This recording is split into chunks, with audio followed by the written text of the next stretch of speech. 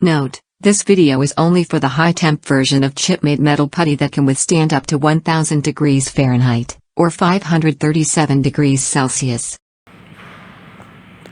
Alright, this is a typical mild steel substrate that has been sandblasted, and we are going to prepare it to powder coat it.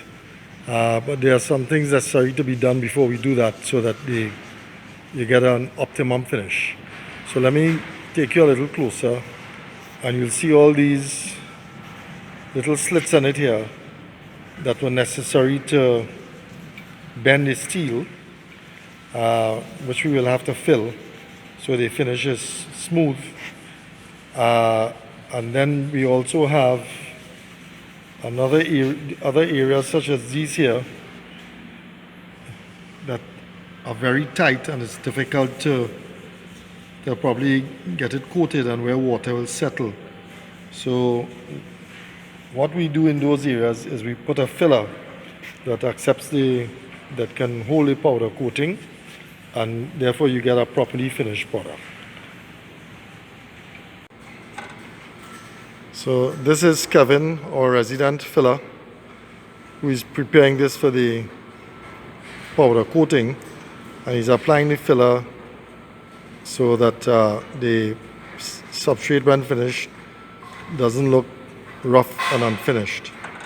And you'll see that he's carefully applying it, and then it's going to be smoothed out so that it's almost as the same as the original substrate. Okay, so this is after the first cure in the oven. Where you can basically see that the parts that are not galvanized, which where the miters took place, and on the mild steel bends, have basically immediately started flash rusting. But we will address that once again before we put powder on it. What we're illustrating here is the fact that all these cuts are filled all along the faces. Now there's still a lot of sanding to do. Like in these corners here, we gotta still sand out. We gotta still sand out all these marks and clean up inside the holes to make them very smooth transitions. But the general, all these cuts, the first coat has been applied, and the first coat has been dried for 24 hours, and it just received 1 hour cure in the oven at about 425 to 450 degrees.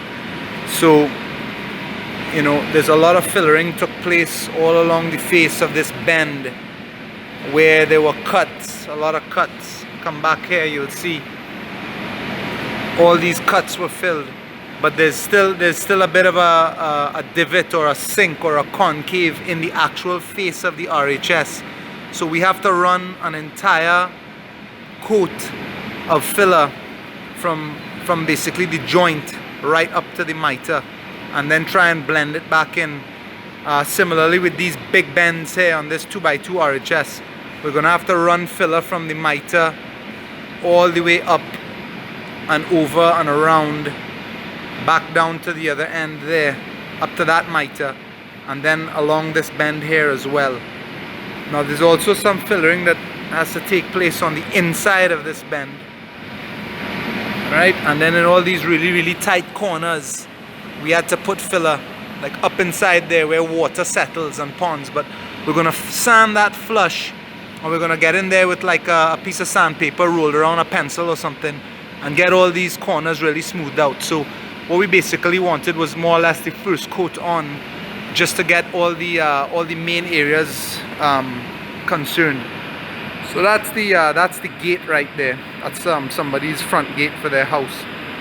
It's a main entrance gate.